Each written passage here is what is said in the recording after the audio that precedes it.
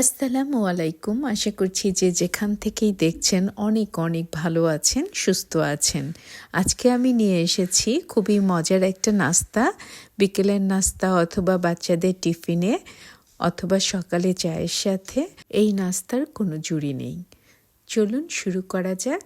এই নাস্তাটা বানাতে প্রথমে আমি কয়েকটা আলু সেদ্ধ করে নিব। আমি 3টা আলু 4 টুকরো করে কেটে সেদ্ধ করে নিচ্ছি। ভালো করে সেদ্ধ হয়ে গেলে আমি আলুগুলোকে ভালো করে ম্যাশ করে নিব। এই ম্যাশারটা আমার মা নিয়ে এসেছিল আমার জন্য। খুবই ভালো, এটা দিয়ে খুব সুন্দরভাবে ম্যাশ হয়ে যায় যে কোনো ভর্তা। আলুগুলো ভালো করে ভর্তা করার পরে আমি আলুর মধ্যে দিয়ে দিলাম 3টা শুকনো মরিচ ভাজা, হাফ চা চামচ রসুনের গুঁড়া, হাফ চা চামচ লবণ, হাফ চা চামচ চাট মশলা, ধনেপাতা অল্প কিছু, 2টা কাঁচামরিচ কুচি। আপনারা আপনাদের স্বাদ বুঝে মরিচ আর লবণটা দিয়ে দিবেন। এখন দিয়ে দিব একটা পেঁয়াজ কুচি।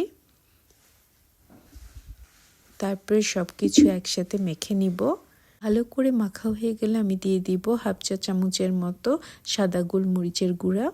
এরপর দিয়ে দিব টেলে নেওয়া জিরার গুঁড়া হাফ চা চামচ। সব মশলা দেওয়া হয়ে গেল। এবার আমি ভালো করে ভর্তার সাথে সব কিছু মিশিয়ে নিব। ভর্তাটা তৈরি হয়ে গেছে। এবার আমি এক সাইডে রেখে 1 কাপ বেসন নিয়ে নিব একটা বাটিতে। 1 চা চামচের 3 ভাগের 1 ভাগ লবণ দিয়ে দিব।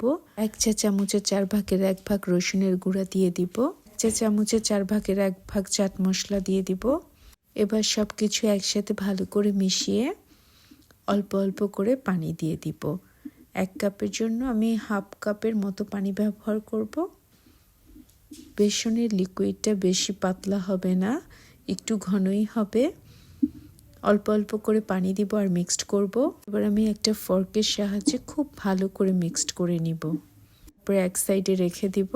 আমি 4টা ব্রেড নিয়ে নিব, 4-5টা কেটে নিব। আপনারা চাইলে নাও কেটে নিতে পারেন। ব্রেডের 4-5 কাটা হয়ে গেলে আমি টমেটো কেচাপ দিয়ে দিব ব্রেডের উপরে। ভালো করে নাইফের সাহায্যে, আপনারা চাইলে একটু বেশি কম তো দিতেই পারেন, আমি একটু হালকা করেই দিব। আমি দুপাশেই দিয়ে দিচ্ছি। আমি আগে থেকে করে রাখা আলুর ভর্তাটা দিয়ে দিব অল্প করে। আপনারা চাইলে একটু বেশি কম দিতেই পারেন। ওটা ব্রেডে আলু ভর্তা মাখা হয়ে গেলে এবার আমি আরেকটা ব্রেড উপরে দিয়ে হালকা করে চাপ দিয়ে দিব। এরপর নাইফের সাহায্যে আমি আমার পছন্দ মতো পাতলা অথবা মোটা করে কেটে নিব। আমি মিডিয়াম সাইজ করেই কেটে নিচ্ছি। আপনারা আপনাদের পছন্দ মতো যে কোনোভাবেই কেটে নিতে পারেন। এই ব্রেডটাতে আমি 4টা টুকরোই করে নিব। আমি একইভাবে আরেকটা রুটি করে নিলাম। পুরো রুটিতে আলু দেওয়া হয়ে গেলে আরেকটা রুটি উপর থেকে চাপ দিয়ে দিলাম হালকা করে। এবার আমি এই রুটিটাকে আরেকটু পাতলা করে 5 পিস করে নিব। আমার কাছে পাতলাটাই বেশি ভালো লাগে। এবার আমি বেসনের মধ্যে হাফ চা চামচ বেকিং পাউডার দিয়ে দিব। এটা আমি ভাজার একটু আগেই দিয়ে নিচ্ছি।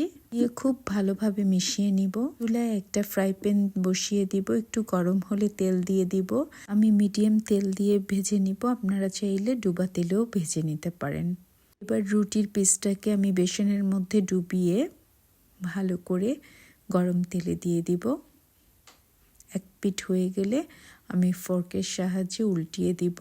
এভাবে করে একে একে আমি সবগুলোই বেসনে ডুবিয়ে নিয়ে ভেজে নিব।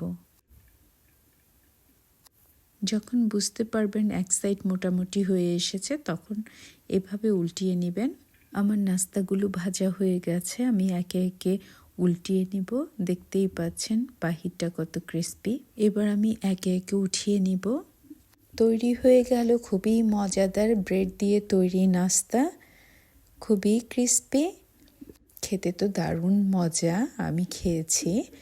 এটার সাথে যদি তেঁতুলের চাটনি হয় তাহলে তো কথাই নেই। দেখুন বাহিরটা কত ক্রিস্পি, ক্রাঞ্চি আর ভিতরটা সফট।